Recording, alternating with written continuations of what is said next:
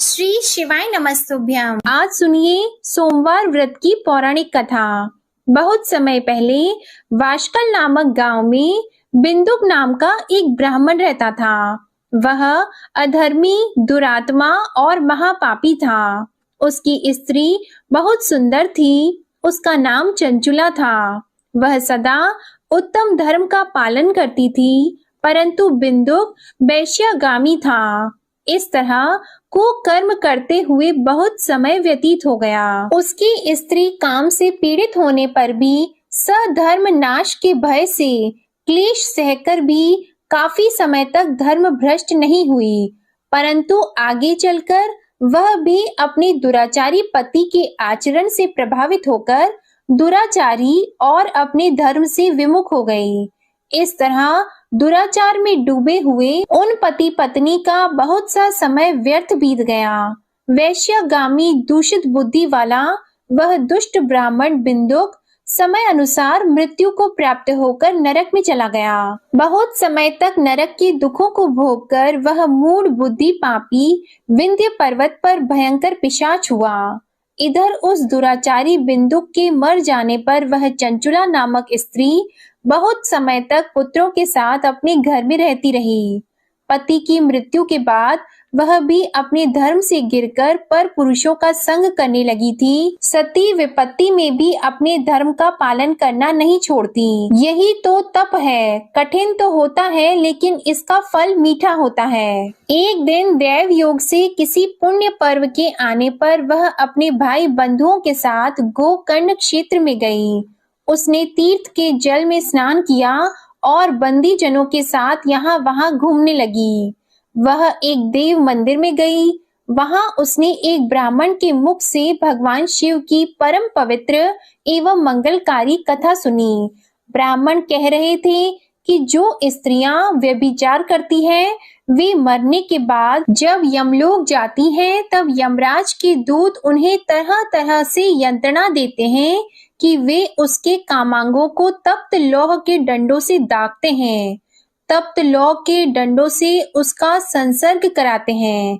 ये सारे दंड इतनी वेदना देने वाले होते हैं कि जीव पुकार पुकार कर कहता है कि अब वह ऐसा नहीं करेगा, लेकिन यमदूत उसे छोड़ते नहीं हैं। कर्मों का फल तो सभी को भोगना पड़ता है। देव, ऋषि, मनुष्य सभी इससे बंधे हुए हैं। ब्राह्मण के मुख से ये वैराग्य बढ़ाने वाली कथा को सुनकर चंचुला भय से व्याकुल हो गई।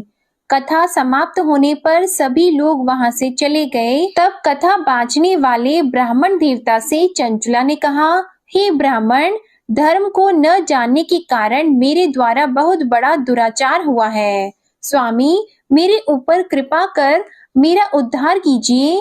आपके प्रवचन को सुनकर मुझे इस संसार से वैराग्य हो गया है। मुझ मूढ़ चित्त वाली पापिनी को धिक्कार है। मैं निंदा के योग्य हूँ। मैं बुरे विषयों में फंसकर अपने धर्म से विमुख हो गई थी। कौन मुझ जैसी को मार्ग में मन लगाने वाली पापिनी का साथ देगा?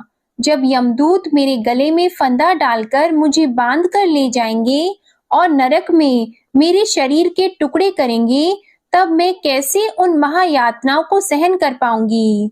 मैं सब प्रकार से नष्ट हो गई हूँ, क्योंकि अभी तक मैं हर तरह से पाप में डूबी रही हूँ। हे ब्राह्मण, आप मेरे गुरु हैं, आप ही मेरे माता पिता हैं। मैं आपके शरण में आई हूँ। मुझ अबला का अब आप उद्धार कीजिए। इस प्रकार विलाप करती हुई चंचुला ब्राह्मण देवता के चरणों में गिर पड़ी। तब ब्राह्मण ने उसे कृपा पूर्वक उठाया और इस प्रकार कहा, नारी, तुम सौभाग्यशाली हो, जो भगवान शंकर की कृपा से तुमने वैराग्यपूर्ण ये कथा सुनी है और कथा को सुनकर समय से अपनी गलती का एहसास कर लिया है। तुम डरो मत और भगवान शिव की शरण में जाओ। उनकी परम कृपा से तुम्हारे सभी पाप नष्ट हो जाएंगे। मैं तुम्हें भगवान शिव की कथा सहित वह मार्ग बताऊंगा जिसके द्वारा तुम्हें सुख देने वाली उत्तम गति प्राप्त होगी। शिव कथा सुनने से तुम्हारी बुद्धि शुद्ध हो गई है और तुम्हें पश्चाताप हुआ है तथा मन में वैराग्य उत्पन्न हुआ है। पश्चाताप ही पाप करने वाले पापियों के लिए सबसे बड़ा प्रायश्चित है। जो मनुष्य अपने कुकर्म के लिए प्रायश्चित नहीं करता, वह उत्तम गति प्राप्त नहीं करता, परंतु जिसे अपने कुकृत्य पर हार्दिक पश्चाताप होता है, वह अवश्य ही उत्तम गति का भागीदार होता है। इसमें कोई शक नहीं है। शुद्ध चित्त में ही भगवान शिव और माता पार्वती का वास होता है। वह शुद्ध आत्मा पुरुष सदा शिव के पद को प्राप्त होता है। इस कथा का श्रवण सभी मनुष्यों के लिए कल्याणकारी है, अतः इसकी आराधना और सेवा करनी चाहिए। हे ब्राह्मण पत्नी, तुम अन्य विषयों से अपने मन को हटाकर भगवान शंकर की इस परम पावन कथा को सुनो। इससे तुम्हारे चित्त की शुद्धि होगी और तुम्हें मोक्ष की प्राप्ति होगी।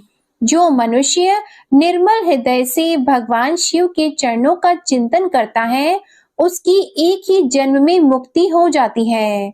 यह कहकर वे ब्राह्मण चुप हो गए। उनका हृदय करुणा से भर गया। वे ध्यान में मग्न हो गए। ब्राह्मण का यह उपदेश सुनकर चंचुला के नेत्रों में आनंद के आंसू छलक आए।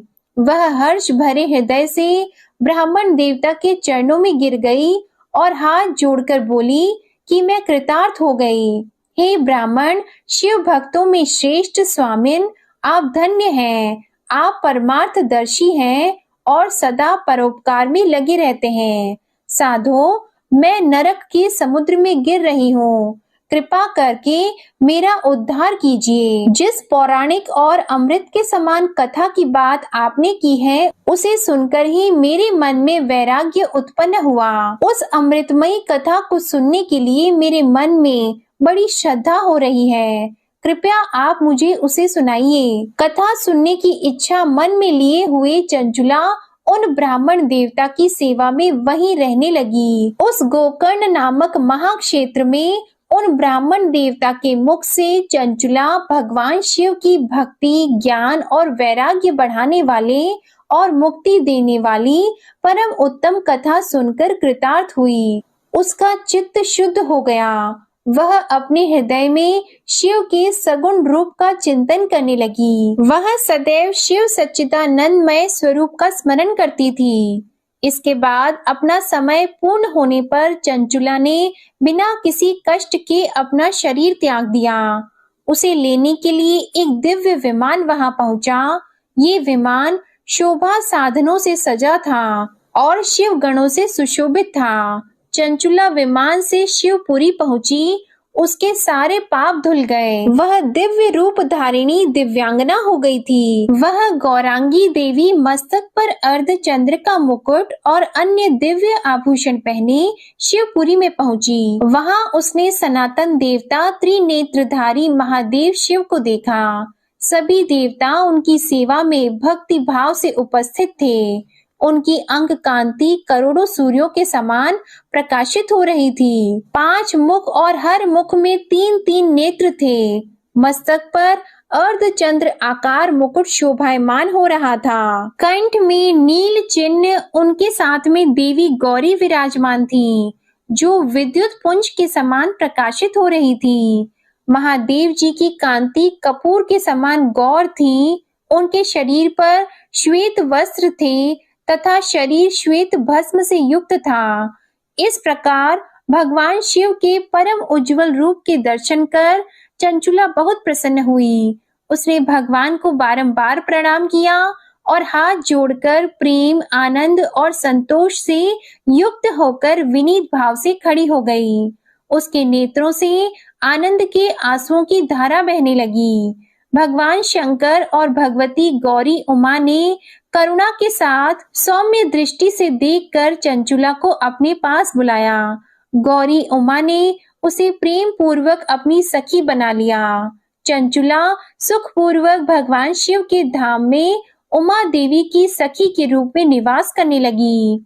एक दिन चंचुला आनंद में मग्न उमा देवी के पास गई और दोनों हाथ जोड़कर उनकी इस स्तुति को करने लगी। हे गिरिराज नंदिनी, स्कंद माता उमा, आप सभी मनुष्यों एवं देवताओं द्वारा पूजित तथा समस्त सुखों को देने वाली हैं। आप शंभु प्रिया हैं, आप ही सगुणा और निर्गुणा हैं। हे सच्चिदानंद स्वरूपा, आप ही प्रकृति की पोषक हैं। हे माता, आप ही संसार की सृष्टि पालन और संहार करने वाली हैं। इस प्रकार सद्गति प्राप्त चंचुला देवी की स्तुति कर शांत हो गई। उसकी आंखों में प्रेम के आंसू उमड़ आए। तब शंकर प्रिया भक्त वत्सला उमा देवी ने बड़े प्रेम से चंचुला को चुप कराते हुए कहा कि सखी चंचुला, मैं तुम्हारी इस स्तुति से प्रसन्न हूँ।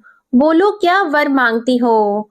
तब चंचुला बोली, हे गिरिराज कुमारी, मेरे पति बिंदुक इस समय कहाँ हैं?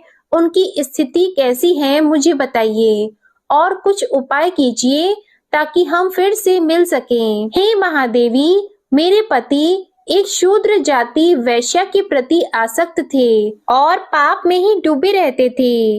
गिरिजा बोली, बेटी, तुम्हारा पति बिंदुक पापी था। उसका अंत बड़ा भयानक हुआ।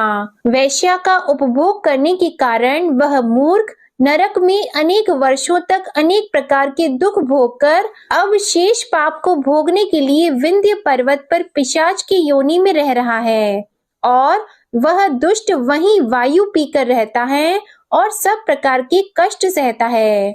गौरी देवी की ये बात सुनकर चंचुला अत्यंत दुखी हो गई। फिर मन को किसी तरह स्थिर करती हुई दुखी हृदय से माँ गौरी से उसने एक बार फिर पूछा, हे महादेवी, मुझ पर कृपा कीजिए और मेरे पापी पति का अब उद्धार कीजिए। कृपा करके मुझे वह उपाय बताइए जिससे मेरे पति को उत्तम गति प्राप्त हो सके। गौरी देवी ने कहा, यदि तुम्हारा पति भगवान शिव की पुण्यमय उत्तम कथा सुने तो वह इस दुर्गति को पार करके उत्तम गति का भागी हो सकता है। अमृत के समान मधुर गौरी देवी के ये वचन सुनकर चंचुला ने दोनों हाथ जोड़कर मस्तक झुकाकर उन्हें बार बार प्रणाम किया और प्रार्थना की कि मेरे पति को भगवान शिव की कथा सुनाने की व्यवस्था कीजिए। ब्राह्मण पत्नी चंचुला के बार बार प्रार्थना करने पर शिव प्रिया गौरी देवी ने भगवान शिव की महिमा का गान करने वाले गंधर्व राज तुमरु को बुलाकर कहा, तुमरु, तुम्हारी भगवान शिव में प्रीति है। तुम मेरे मन की सभी बातें जानकर मेरे कार्यों को सिद्ध करते हो, तो मेरी इस सखी के साथ विंध्य पर्वत पर जाओ। वहां एक महाघोर और भयंकर पिशाच रहता है। पूर्व जन्म में वह पिशाच बिंदुक नामक ब्राह्मण मेरी इस सखी चंचुला का पति था। वह वैश्यागामी हो गया था। वह स्नान संध्या आदि नित्य कर्म छोड़कर अपवित्र रहने लगा। क्रोध के कारण उसकी बुद्धि भ्रष्ट हो गई थी। दुर्जनों से उसकी मित्रता तथा सज्जनों से द्वेष बढ़ गया था। वह अस्त्र शस्त्र से हिंसा करता, लोगों को सताता और उनके घरों में आग लगा देता था। चांडालों से दोस्ती करता और वह रोज वैश्या के पास जाता था।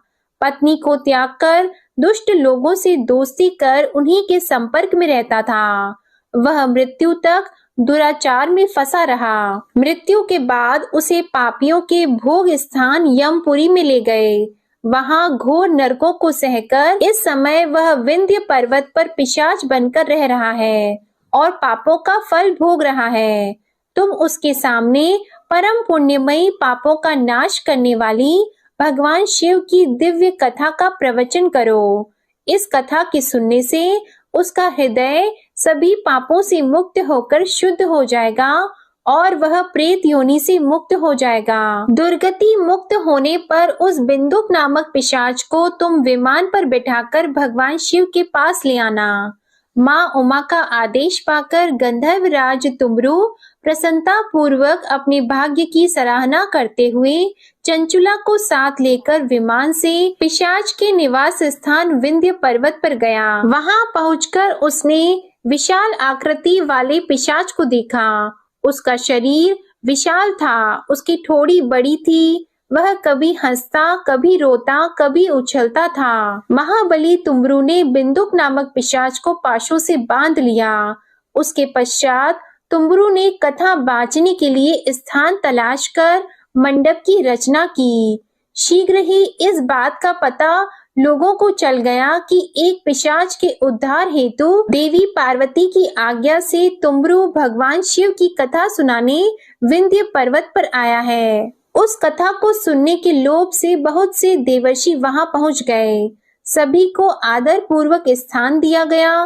पिशाच बिंदुक को पाशों में बांधकर आसन पर बिठाया गया और तब तुमरू ने परम उत्तम भगवान शिव की अमृत कथा का गान शुरू किया, जिससे सभी श्रोता कृतार्थ हो गए। परम पुण्यमयी कथा को सुनकर पिशाच सभी पापों से मुक्त हो गया और उसने पिशाच शरीर का त्याग कर दिया।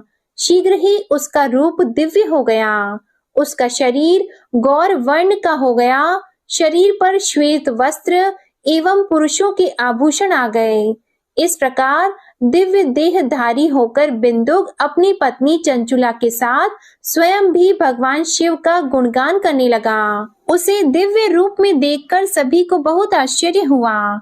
उसका मन परम आनंद से परिपूर्ण हो गया। सभी भगवान महेश्वर के अद्भुत चरित्र को सुनकर कृतार्थ होकर उनका यशोगान करते हुए अपने अपने धाम को चले गए। बिंदुक अपनी पत्नी चंचुला के साथ विमान में बैठकर शिवपुरी की ओर चल दिया।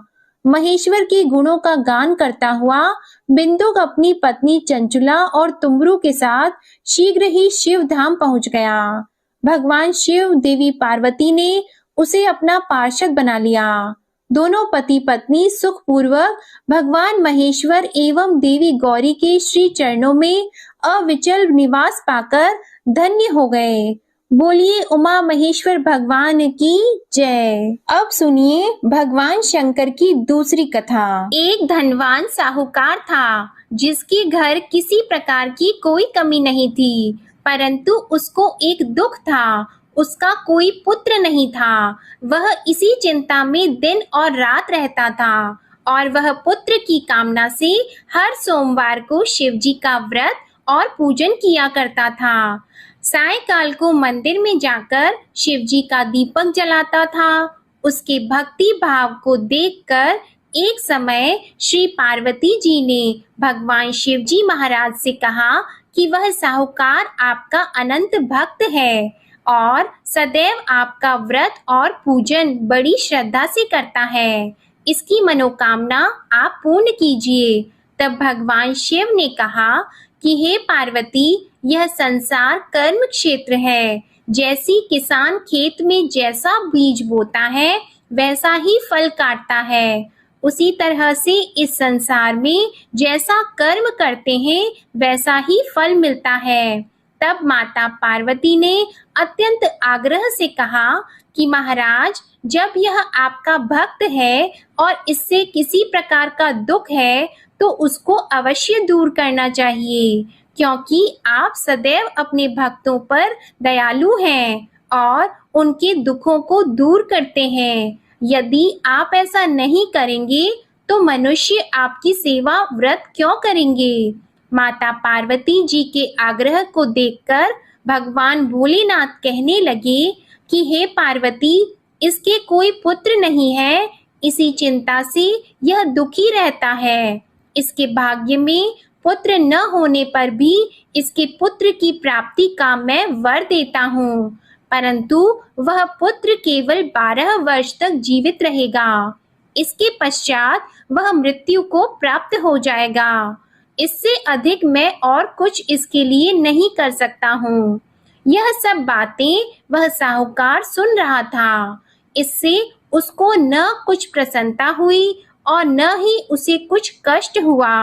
वह पहले जैसे ही भगवान शिव का व्रत और पूजन करता रहा। कुछ समय व्यतीत हो जाने पर साहूकार की स्त्री गर्भवती हुई और उसे 10वें महीने में गर्भ से अति सुंदर पुत्र की प्राप्ति हुई। साहूकार के घर में बहुत खुशियां मनाई गई, परंतु साहूकार ने उसको केवल 12 वर्ष की आयु जानकर कोई अधिक प्रसन्नता प्रकट नहीं की और न ही किसी को यह भेद बताया। जब वह 11 वर्ष का हो गया तो उस बालक की माता ने उसके पिता से विवाह आदि के लिए कहा, परंतु साहूकार कहने लगा मैं अभी इसका विवाह नहीं करूंगा और पढ़ने के लिए इसे भेजूंगा। फिर साहूकार ने अपने साले अर्थात उस बालक के मामा को बुलाकर उसको बहुत सा धन देकर कहा, तुम इस बालक को काशी में पढ़ने के लिए ले जाओ और रास्ते में जिस स्थान पर भी जाओ वहां यज्ञ करना और ब्राह्मणों को भोजन कराते जाना। वे दोनों मामा और भांजा सब जगह यज्ञ करते और ब्राह्मणों को भोजन कराते जा रहे थे। रास्ते में उनको एक शहर पड़ा।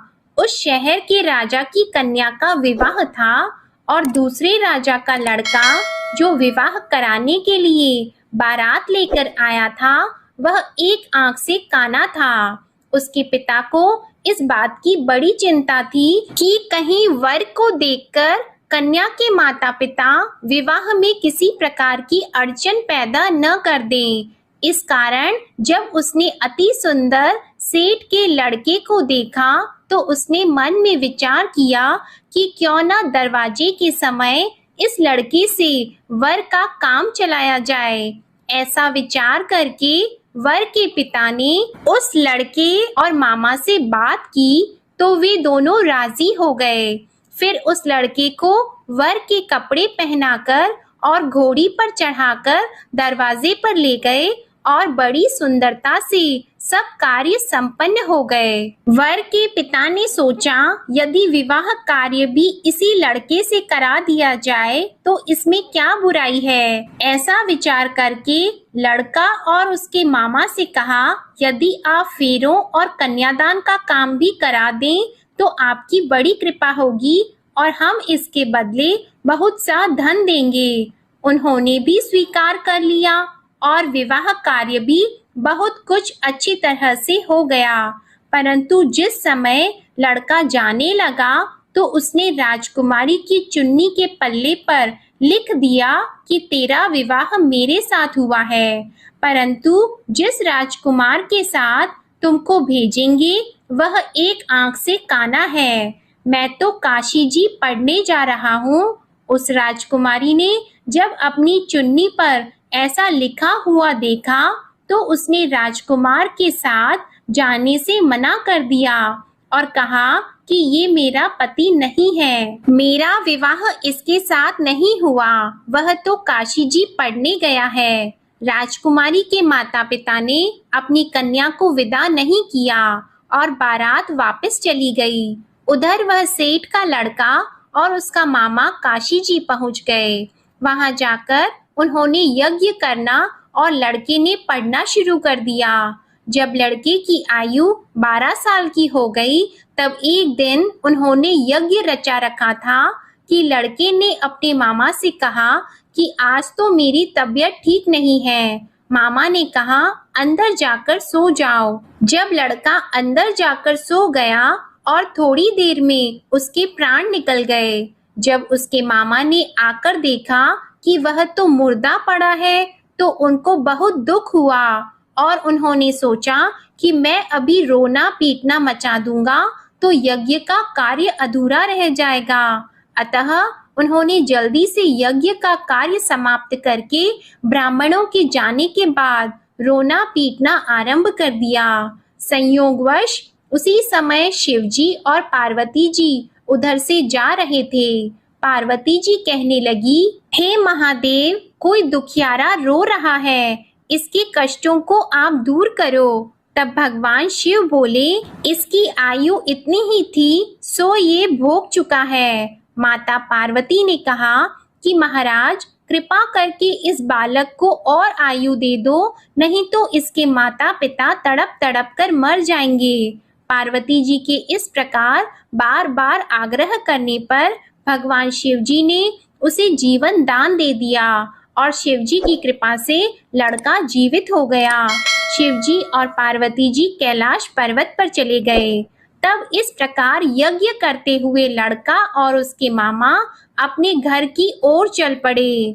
रास्ते में उसी शहर में गए जहां उसका विवाह हुआ था और जहां पर आकर यज्ञ किया तो लड़के के ससुर ने उसे पहचान लिया और अपने घर महल में जाकर बड़ी खातिर के साथ बहुत दास दासियों के सहित आदर पूर्वक लड़की और जमाई को विदा किया।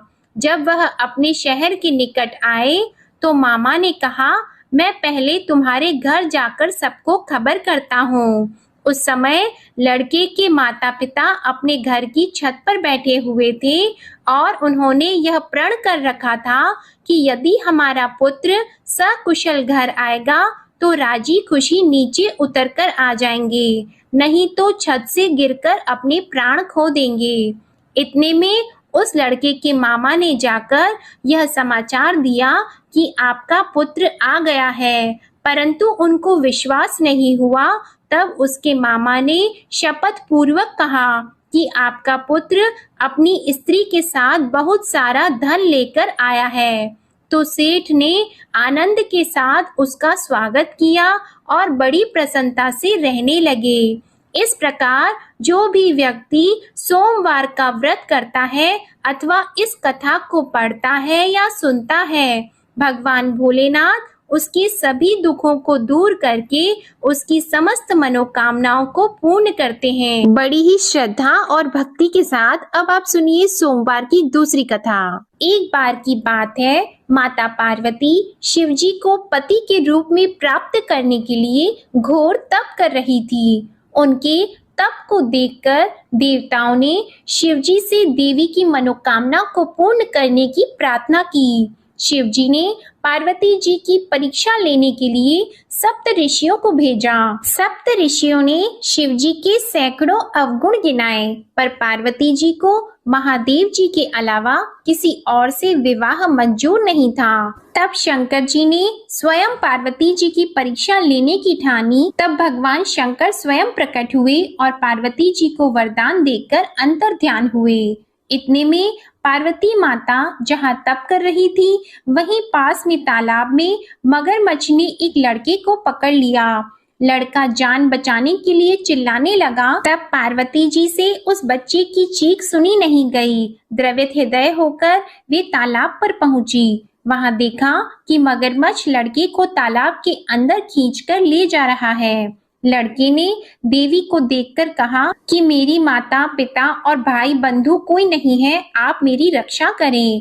तो पार्वती जी ने कहा कि मगरमच्छ इस लड़के को छोड़ दो। मगरमच्छ बोला, दिन के छठे पैर में जो मुझे मिलता है उसे मैं अपना आहार समझकर स्वीकार कर लेता हूँ, यह मेरा नियम है। ब्रह्मदेव ने दिन के छठे पहर में इस लड़के को भेजा है, तो मैं इसे क्यों छोड़ूं?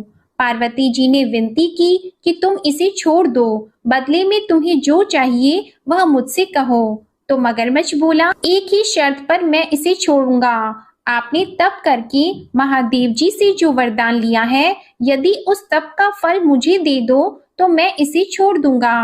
पार्वती जी तुरंत तैयार हो गईं। उन्होंने कहा, मैं अपने तप का फल तुम्हें देने को तैयार हूँ, लेकिन तुम इस बालक को छोड़ दो। मगरमच्छ ने समझाया, सोच लो देवी, जोश में आकर संकल्प मत करो। हजारों वर्षों तक जैसा तप किया है वैसा देवताओं के लिए भी संभव नहीं है।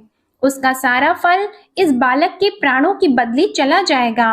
पार्वती जी ने कहा, मेरा निश्चय पक्का है, मैं तुम्हें अपने तप का फल देती हूँ, तुम इसको जीवन दे दो। मगरमच्छ ने पार्वती जी से तप दान करने का संकल्प करवाया। तप का दान होते ही मगरमच्छ का देह तेजी से चमकने लगा और वह बोला, हे पार्वती, ये देखो, तप के प्रभाव से मैं तेजस्वी बन गया हूँ।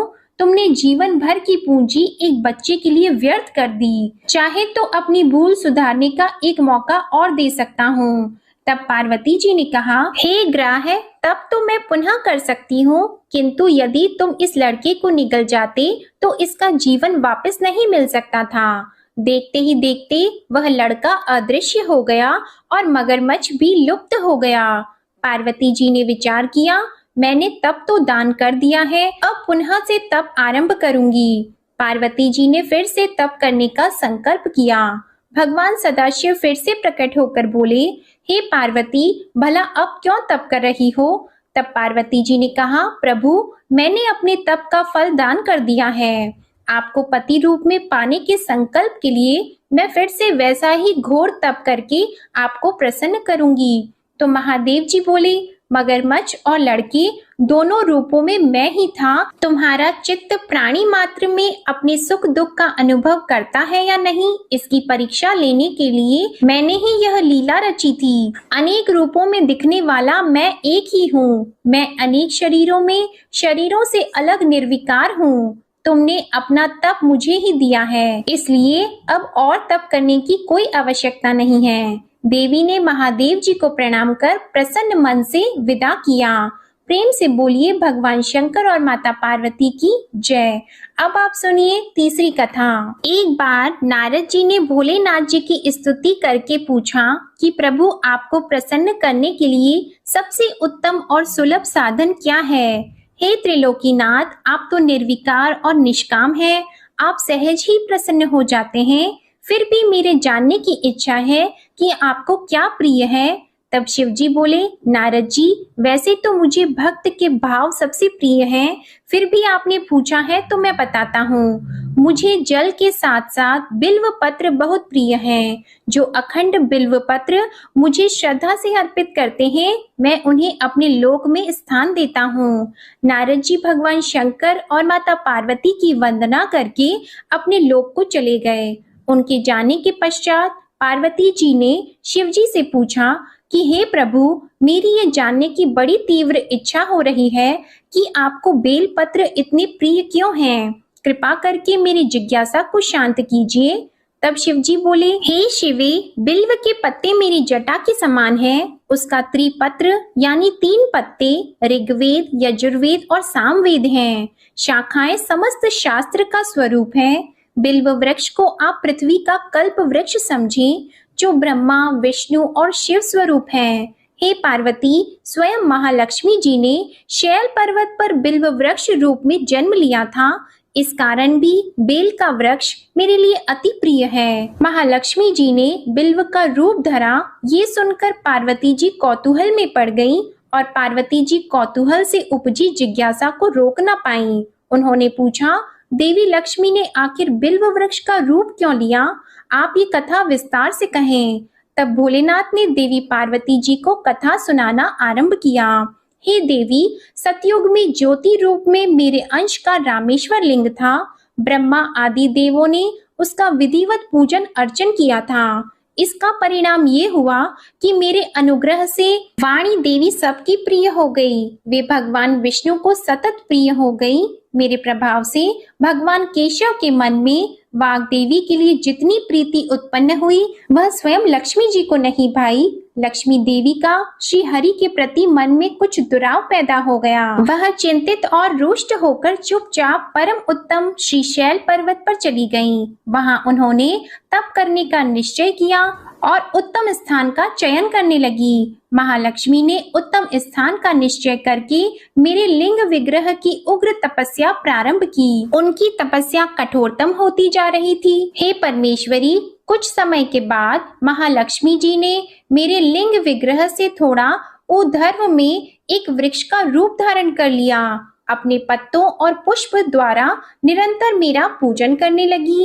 इस तरह महालक्ष्मी जी ने लाखों वर्षों तक घोर आराधना की। अंततः उन्हें मेरा अनुग्रह प्राप्त हुआ। मैं वहां प्रकट हुआ और देवी से इस घोर तप की आकांक्षा पूछकर वर देने को तैयार हुआ।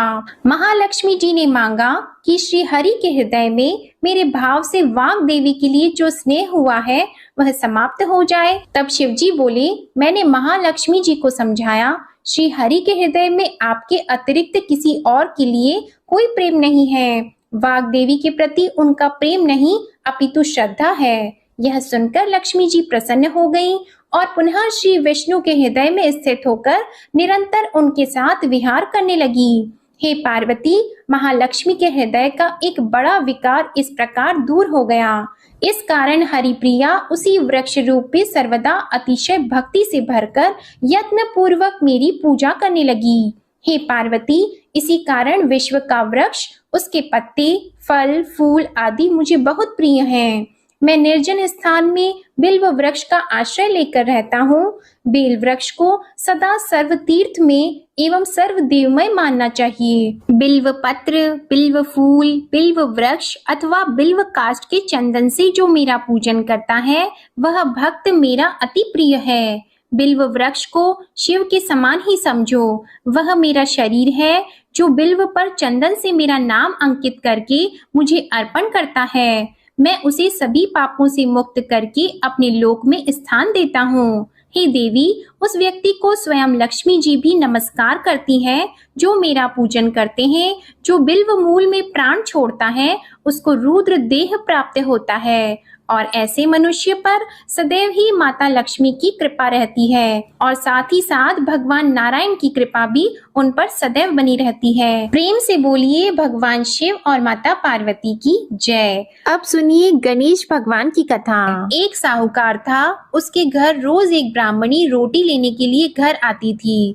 घर के अंदर घुसते ही पोल के ऊपर गजानन जी का मंदिर था। वह गणेश जी को रोटी का एक कौर हमेशा भोग लगाती थी। बहुत दिन हो गए। गणेश जी महाराज ने कहा कि यह मुझे हमेशा भोजन करवाती है, मुझे इसे कोई ना कोई उपहार जरूर देना चाहिए। गणेश जी एक दिन उसके थाली में हीरे मोती भर देते हैं। ब्राह्मणी तो थाली लेकर अपने घर आ गई और साहूकार से रोटी लेने के लिए आना बंद हो गई। साहूकारनी ने उसे बुलावा भेजा कि बाई, रोटी लेने के लिए क्यों नहीं आती हो। ब्राह्मणी ने कहा कि मुझ पर गणेश जी प्रसन्न हो गए। बहुत वर्ष तक रोटी लेने के लिए आ गई लेकिन अब नहीं आऊंगी। साहूकारनी मन में बहुत नाराज हुई और गणेश जी से कहा कि आप ब्राह्मणी के ऊपर प्रसन्न हुए परंतु मुझ पर प्रसन्न नहीं हुए। तब गणेश जी की मूर्ति हटाकर उसने बाहर फेंक दी। इधर सेठ जी की दुकान में धंधा पानी बंद हो गए। एक दिन सेठ जी की नजर पोल के मंदिर पर गई तो सेठानी जी को पूछा कि गणेश जी कहाँ गए। तो साहूकारनी ने कहा कि ऐसे गणेश जी का क्या करें जो ब्राह्मणी पर तो प्रसन्न हो गए लेकिन हमारे ऊपर प्रसन्न नहीं हुए। इस कारण मैंने तो गणेश जी को हटाकर फेंक दिया है। तब सेठ जी ने कहा कि यह तुमने क्या किया, मेरा तो व्यापार और धंधा चलना बंद हो गया है। गणेश जी तुमने कहाँ फेंके हैं, जल्दी बताओ, मैं उन्हें वापस लेकर आता हूँ। साहूकार जी वापस से गणेश जी को लेने के लिए गए तो गणेश जी इतने भारी हो गए कि वे उठे ही नहीं। साहूकार जी ने कहा कि मेरे से गलती हो गई है, आप मेरे घर पधारिए। गणेश जी तो और भी भारी होते गए और कहा कि मैं तो नहीं चलूंगा, पहले साहूकारनी को बुलाकर यहाँ लाओ और वह मुझसे माफी मांगेगी तो ही मैं चलूंगा। और गणेश जी ने कहा कि मुझे हमेशा सवा सेर का चूरमा करके भोजन कराओगे तो ही मैं चलूंगा। साहूकार साहूकारनी को लेकर आए और उससे माफी भी मंगवाई और सवा सेर का चूरमा चढ़ाने की हाँ भी भरी। तब साहूकार और साहूकारनी ने गणेश जी को वापस घर लाकर उन्हें पोल में बिठाया। ऐसा करने पर साहूकार का व्यापार फिर से चलने लगा। हे गणेश जी महाराज, जैसे साहूकार और साहूकारनी पर आप प्रसन्न हुए वैसे सभी पर प्रसन्न होना। बोलिए गणेश जी महाराज की जय। अब आप सुनिए भगवान भोलेनाथ की आरती। ओम जय शिव ओमकारा, प्रभु हरे शिव ओमकारा। ब्रह्मा विष्णु सदा शिव, ब्रह्मा विष्णु सदा शिव, अर्धांगी धारा। ओम जय शिव ओमकारा। एकानन चतुरानन पंचानन राजे, स्वामी पंचानन राजे। हंसासन गरुड़ासन, हंसासन गरुड़ासन, वृषवाहन साजे। ओम जय शिव ओमकारा। दो भुज चार चतुर्भुज, 10 भुज अति सोहे, स्वामी 10 भुज अति सोहे। त्रिगुण रूप निरखते, त्रिगुण रूप निरखते, त्रिभुवन जन मोहे। ओम जय शिव ओंकारा। अक्षमाला वनमाला मुंडमाला धारी, स्वामी मुंडमाला धारी। त्रिपुरारी कंसारी, त्रिपुरारी कंसारी, करमाला धारी। ओम जय शिव ओंकारा। श्वेतांबर पीतांबर बाघंबर अंगे, स्वामी बाघंबर अंगे। सनकादिक गरुणादिक, सनकादिक गरुणादिक, भूतादिक संगे। ओम जय शिव ओंकारा। कर की मध्य कमंडल चक्र त्रिशूलधारी, स्वामी चक्र त्रिशूलधारी। सुखकारी दुखहारी, सुखकारी दुखहारी, जगपालनकारी। ओम जय शिव ओंकारा। ब्रह्मा विष्णु सदाशिव जानत अविवेका, स्वामी जानत अविवेका। प्रणवाक्षर में शोभित, प्रणवाक्षर में शोभित, ये तीनों एका। ओम जय शिव ओंकारा। त्रिगुण स्वामी जी की आरती जो कोई नर गावे, स्वामी जो कोई नर गावे। कहत शिवानंद स्वामी, कहत शिवानंद स्वामी, मन वांछित फल पावे। ओम जय शिव ओंकारा। ओम जय शिव ओंकारा। जय भोलेनाथ। आपको ये कथा पसंद आए तो इसे लाइक करके चैनल को जरूर सब्सक्राइब करिएगा और कमेंट में भगवान भोलेनाथ जी की जय जरूर लिखिएगा। इसी के साथ आप हमारे चैनल पर माघ मास महात्म्य की कथाओं को भी जरूर सुनिएगा और एकादशी और मौनी अमावस्या के शुभ मुहूर्त की जानकारी की वीडियो भी जरूर देखिएगा। प्रेम से बोलिए हर हर महादेव। ओम नमः शिवाय।